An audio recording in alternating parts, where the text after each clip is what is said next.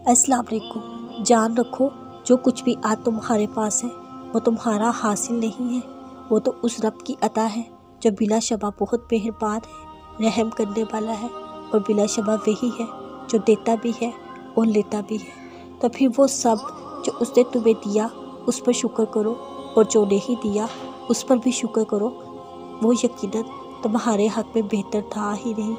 कौन जाने अगर वो तुम्हें अता कर दिया जाता तुम उसके मिलने पर भी खुश ना होते।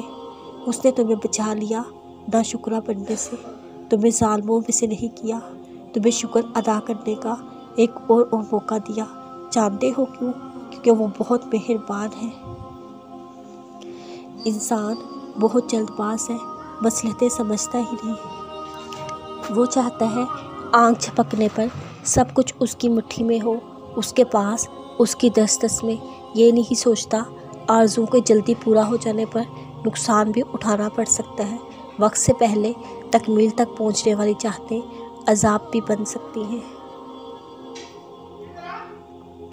वो एक अजान जो तुम्हारी समात पर उस वक्त सुनाई देती है जब तुम उदासियों के अंधेरों में घिरे होते हो, वो उस बात की शाहिद होती है बिला शबा वो अल्लाह ही है जो टूटे दिलों को जोड़ सकता है, बिखरी रूह को संभाल सकता है। उसके सिवा